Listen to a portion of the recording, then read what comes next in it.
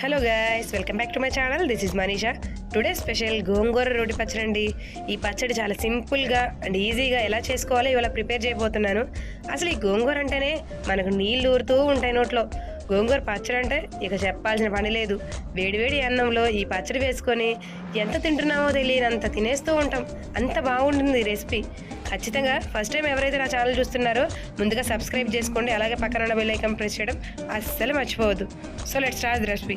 ముందుగా నేనైతే ఒక 2 కట్టలు పెద్ద కట్టలు అండి తీసుకున్నాను. గోంగూర ఓన్లీ పుల్ల గోంగూర వరకే వేసుకుంటున్నానండి. తర్వాత ఘాటుకు తగ్గట్లు 20 ఎండుమిరపకాయలు తీసుకున్నాను. తర్వాత కొంచెం మెంతులు, అలాగే 2 స్పూన్లు ధనియాలు వేసుకున్నాను. 1 స్పూను ఆయిల్ వేడి చేసుకొని దాంట్లోకి గింజలు వేయకుండా ఓన్లీ ఎండుమిరపకాయల వరకే ఫస్ట్ వేసుకున్నానండి. గింజలు ఫస్టే వేస్తే గొట్టొస్తుంది, ఎండుమిరపకాయలు తొందరగా వేగవు. సో అందుకని సగం వేగిన తర్వాత గింజలు అండ్ ధనియాలు తర్వాత మెంతులు కూడా వేసుకొని ఫ్రై చేసుకోవాలండి. 1 స్పూన్ జీలకర్ర కూడా వేసుకోవాలి. సో చక్కగా ఇవన్నీ మిక్స్ చేసుకుంటూ ఫ్రై అవనివ్వాలి. ఇవి కూడా ఒక 5 మినిట్స్ ఫ్రై అయిన తర్వాత వేరే గిన్నెలోకి అయితే తీసుకోవాలి. సేమ్ అదే కళాయిలో గోంగూర కూడా పెట్టుకోండి. ఆల్రెడీ దాంట్లో నూనె ఉంటుంది కాబట్టి నూనెలో కూడా మగ్గుతుంది. నూనెలో మగ్గితే టేస్ట్ కూడా బాగుంటుందండి గోంగూరది. సో ఇలాగైతే వేసుకోవాలి.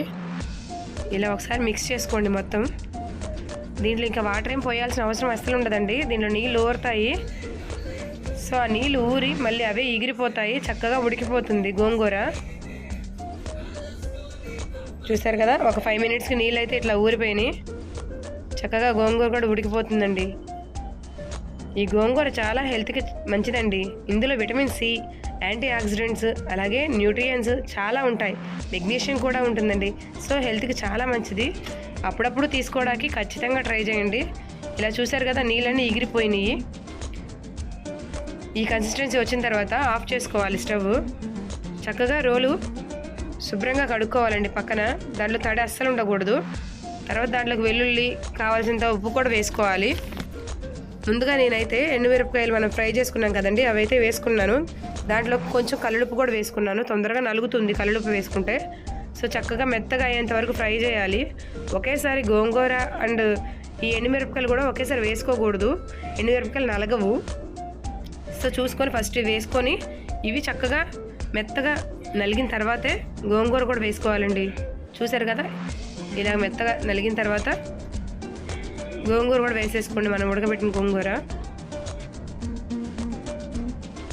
ఈ గోంగూర కూడా వేసుకున్న తర్వాత మరీ మిక్సీలో పట్టినంత మెత్తగా అయితే నలగకూడదండి గోంగూర, అప్పుడు టేస్ట్ ఉండదు. సో కచ్చాపచ్చిగా కొంచెం అట్లా నూరుకొని తర్వాత కొన్ని వెల్లుల్లి అయితే వేసుకోవాలి. వెల్లుల్లి కొంచెం ఎక్కువ వేసుకున్న టేస్ట్ బాగుంటుందండి. అలా కూడా అవి కూడా కచ్చాపచ్చగా నూరుకున్న తర్వాత ఇలా ఒక గిన్నెలోకి అయితే తీసేసుకుంటున్నాను. ఉప్పు చూసుకోండి.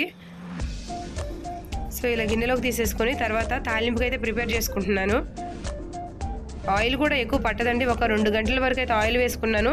చితకొట్టిన వెల్లుల్లి, ఎండుమిరపకాయలు, తాలింపు గింజలు అండ్ ఇంగువ. ఖచ్చితంగా ఇంగువ అయితే వేసుకోవాలి, చాలా బాగుంటుంది టేస్ట్. సో వేసుకోండి. తర్వాత కరివేపాకు కూడా వేసుకొని మనం నూరుకున్న పచ్చడి కూడా షిఫ్ట్ చేసుకోవాలండి. అంతేనండి, చాలా టేస్టీగా ఉండే అండ్ సింపుల్గా అయిపోయే ఈ గోంగూర పచ్చడి ట్రై చేస్తారు కదా.